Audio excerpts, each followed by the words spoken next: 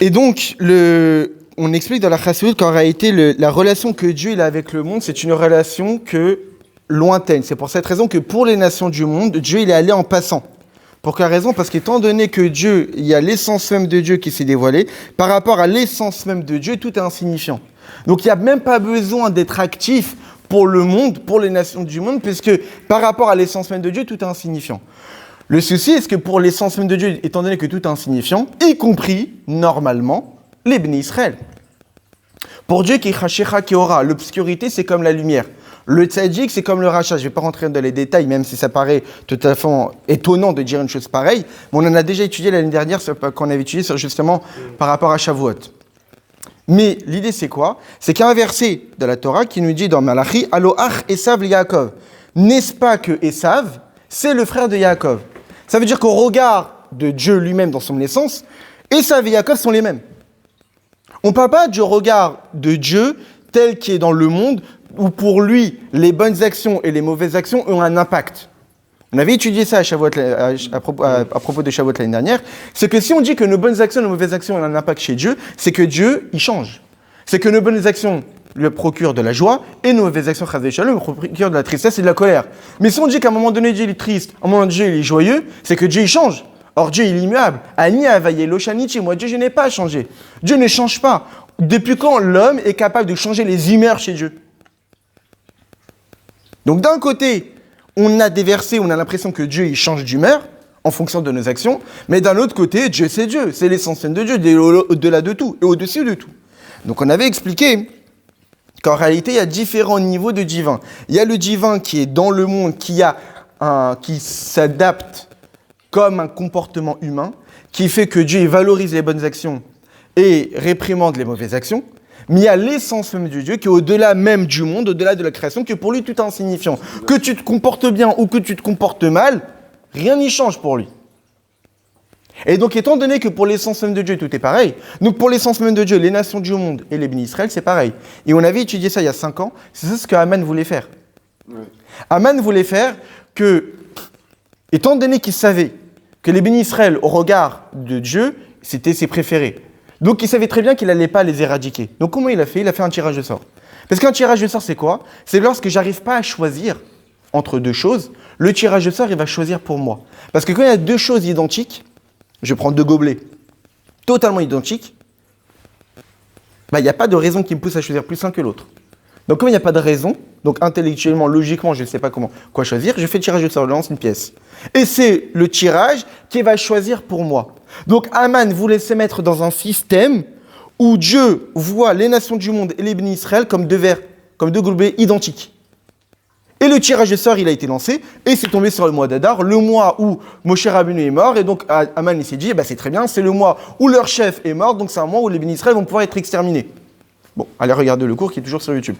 Mais ça veut dire que dans le regard de l'essence même de Dieu, Dieu peut voir les nations du monde et les bénis Israël comme étant identiques, sans qu'il y ait de préférence l'un par rapport à l'autre. Mais, et là intervient le choix. C'est que même entre 2 gobelets totalement identiques, l'homme est capable de choisir un gobelet. Pour quelle raison ? Il n'y a pas de raison. Il n'y a pas de raison pour quelle raison je choisis ce gobelet-là, mais c'est l'essence même de mon être qui me pousse à choisir celui-là. Pourquoi ? J'ai pas de raison. Ni il m'intéresse, ni les plus propres, ni les plus beaux, ni les plus grands. Il n'y a pas de raison. Il est identique à l'autre, mais pourquoi ? Il n'y a pas de raison. Eh bien, c'est exactement pareil par rapport à ça que nous dit les versets. Aloach Esav Yaakov, n'est-ce pas que Esav, c'est le frère de Yaakov, ils sont pareils ? Pour toi, l'essence même de Dieu, mais Voev et Yaakov et Sasanichi, il a quand même aimé Yaakov et haï Esav. Et c'est exactement pareil ce qui s'est passé ici.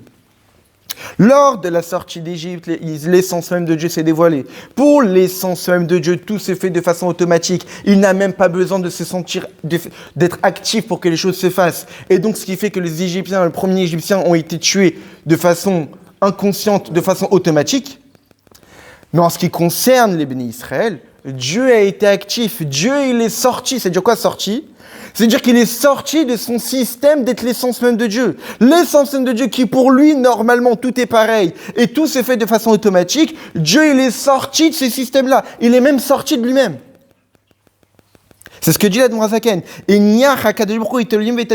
Dieu, tellement qu'il nous aime, il délaisse les mondes spirituels, il délaisse les mondes inférieurs, il délaisse tout pour être avec nous. Alors que normalement, pour l'essence même de Dieu, tout est pareil. Si pour l'essence même de Dieu, tout est pareil, les mondes spirituels, les mondes inférieurs, tout est identique. Pour quelle raison il préférait être avec plus un peuple qu'un autre? Pour quelle raison il préférait être plus dans un endroit qu'un autre? Il n'y a pas de raison. Mais Dieu, il sort de ce qui le définit en tant qu'essence divine. Et c'est ce qui s'est passé à la sortie d'Égypte. Moi, je vais sortir pour libérer les bénis Israël, même s'il n'y a pas de raison qui me pousse à les libérer, par amour pour eux, qui est un amour qui dépasse tout entendement, même encore plus fort qu'un amour pour un père envers un fils, parce qu'il y a une raison derrière, c'est filial. Mais là, il n'y a pas de raison. Pour Dieu, les bénis Israël et les nations du monde sont pareils. Il ne nous a pas aimés ici parce qu'on est descendants d'Abraham, Isaac et Jacob. Ça, c'est encore une relation filiale comme père avec son fils. Il nous a aimés parce que c'est tout. Il nous a choisis. Et pas d'autre raison. Et là, Kadesh Baruch Hu, Birvodo, Vatson, Yarad, Lesham, Vered Latzilo, Dieu, il est descendu par sa propre essence pour nous libérer. Ça veut dire que l'amour que Dieu a pour les bénis Israël l'ont poussé à descendre et à se contracter au niveau même des bénis Israël, au point d'avoir une providence divine particulière pour eux, pour les libérer. C'est ça que je vais sortir dans l'Égypte. Dieu les sortir de son endroit. C'est-à-dire qu'il a délaissé tous les mondes spirituels pour aller dans l'Égypte, donc l'endroit le pire qui soit, pour les bénis Israël. Et de là, on comprend quoi? Que par amour pour nous, Dieu l'a fait quelque chose de particulier. Comme c'est marqué dans Rashi que lorsque les bénis Israël, Keshaya Israël Bebeto chez le Mitzri, que lorsqu'un juif était dans la maison d'un Égyptien, le soir même de la sortie d'Égypte, il était chez un Égyptien. Shomea Ani, il Kekamoto. J'aurais pu comprendre que le juif, il sera frappé exactement comme l'Égyptien. Il est chez les Égyptiens. Le soir même de la sortie d'Égypte, il est chez les Égyptiens. Talmud le marque, Veloye Bachem Negev, qu'est-ce qui est marqué dans le verset? Il n'y aura pas chez vous de coups. Chez vous, n'importe où. Donc c'est Rashi lui-même qui nous dit qu'un Israël, c'est ça, un Israël qui se trouve dans la maison d'un Égyptien le soir même, il était quand même protégé. La question du rabbi, c'est chez Aya Ish Israël Bebeto Misri El Kekamoto. Est-ce que vraiment un juif, dans la maison d'un Égyptien, il aurait pu être frappé comme lui? En réalité, c'est quoi l'idée? Mais Goufa, le fait qu'un juif se trouve dans la maison d'un Égyptien ce soir-là. On peut imaginer la bassesse spirituelle de ces juifs. Qu'est-ce qui s'est passé? Après tout ce que les Égyptiens l'ont fait subir pendant 210 ans. Après tous les coups que les Égyptiens ont reçus, tous les miracles. Après qu'on ait demandé que tous les juifs doivent rester chez eux, d'offrir le Korban Pessah. Vatem lotetsu ish me petar beto adboker, et vous ne sortirez pas jusqu'au matin. Et lui, après tout ça, il est chez un Égyptien. Jusqu'où tu es capable d'être assimilé? Jusqu'où tu es capable d'être loin de Dieu? On t'a asservi pendant 210 ans. On t'a exterminé ton peuple. Tu as vu que Dieu, il est intervenu pour te libérer. Il a fait des plaies, des miracles extraordinaires. Dieu lui-même te demande de rester chez toi. Et toi, tu es là-bas. Mais il y en a qui sont restés là-bas, en Égypte. Et malgré cela, donc, cette situation, nous dit Rashi, on aurait pu penser, il Kekamoto, on aurait pu penser qu'il serait frappé comme l'Égyptien, vu dans la situation dans laquelle il est. Malgré cela, du fait de l'amour que Dieu a pour chaque juif, Voev et Yaakov, il aime Yaakov. Alors, l'Odei Shakadjourou, Itzil Gamish Israël Zé, ça n'a pas suffi que Dieu l'ait même allé jusqu'à sauver ce béni Israël, et pas par un ange. Ça n'aurait pas été possible par un ange. Et la Odzat Shakadjourou Virvodo, Dieu lui-même, il est descendu en Égypte, dans la maison d'un Égyptien, pour aller sortir ce juif qui ne l'a pas écouté. On parle d'un juif qui n'a pas écouté Dieu. On parle d'un juif qui a vu les miracles de Dieu. On parle d'un juif qui a subi 210 ans d'esclavage. Il est quand même dans la maison d'un Égyptien. Et Dieu lui-même, il n'a pas envoyé quelqu'un d'autre faire le sale boulot. Il allait lui-même. Dieu lui-même, son essence, sa grandeur, il allait lui-même chercher ce juif. Il doit avoir peur, le mec. Il est venu quoi? Et de là, évidemment, on peut en tirer un enseignement extraordinaire. Et donc là, le rabbi finit en disant Mikan orab avodat kol echad ve'echad, et c'est ça l'enseignement qu'on peut tirer pour nous dans notre quotidien, dans notre effort pour rapprocher notre entourage, nos amis vers Akadosh Baruch Hu. Il y en a qui disent que je suis prêt à m'investir pour les autres, pour les bénis Israël, dans la Torah, dans les mitzvot, mais pas forcément de baisser de niveau. Pour eux. Par exemple, un homme qui est en train d'étudier la Torah, il est prêt à étudier la Torah avec des gens simples, même avec quelqu'un qui est loin de la Torah. Mais de quelle situation on parle? On parle à condition que la personne, elle est prête de venir à la choule pour étudier. Elle est prête de venir au Beit Midrash pour étudier. Mais lorsque cette personne-là, elle n'est pas prête de venir, quoi, moi, je vais m'interrompre pour étudier, je vais descendre d'un niveau, aller à l'extérieur, et pour aller voir des personnes qui sont extrêmement loin. Non, ça, je peux pas. Que je fasse l'effort, déjà, de m'investir pour les autres, ok. Moment qui fasse l'effort de venir. Voilà. C'est ça vient l'enseignement. Dayo le evet yekerabo. Il y a marqué que c'est suffisant que le serviteur ressemble à son maître. De même que Dieu, dans son essence la plus grande, la plus profonde, il est descendu en Égypte, Ervat Haaretz, la terre la plus débauchée qui puisse exister. Makom azoema vatuma lotzia misham, l'endroit le plus impur pour nous libérer, même à un juif qui se trouvait dans la maison d'un Égyptien. Tout ça pour le rapprocher de lui. Et non, pas n'importe quelle proximité. Au point de le prendre et de lui donner la Torah. C'est-à-dire pour lui donner l'essence même de Dieu. C'est-à-dire Dieu, il dit, je te prends, bon après débrouille-toi. Non. Je te prends et je vais te donner le plus grand des cadeaux qui existent, qui est la Torah. De même, chacun d'entre nous, on doit être capable de descendre notre niveau, d'être capable de se mettre un peu de côté pour sauver les Bnei Israël, pour sauver notre entourage, même ceux qui sont du statut de ce qu'on appelle Tinokot Shenishba. C'est marqué c'est un statut dans la Halacha, des Juifs qui, malheureusement, à cause de l'assimilation, c'est comme des enfants qui ont été rendus, qui étaient prisonniers et qui n'ont pas reçu d'éducation de leur tradition, etc., et qui ne savent pas vraiment comment se comporter. Et comme ils ne savent pas vraiment, qui est la plupart malheureusement, aujourd'hui, des Juifs qui ne respectent pas Torah et Mitzvot, parce que malheureusement, ils n'ont pas reçu l'éducation qu'il faut. Et le Rambam de préciser qu'étant donné qu'ils n'ont pas réussi l'éducation qu'il faut et qu'ils sont parmi les nations du monde, et même si par la suite, ils voient d'autres qui savent comment bien se comporter et qui savent comment ils se comportent bien, et malgré cela, ils continuent à mal se comporter, ils sont quand même dans un statut de force majeure. D'accord. On ne peut pas se dire « Ah oui, mais attends, ça c'était à l'époque, maintenant aujourd'hui il y a la Torah partout, etc. » Non.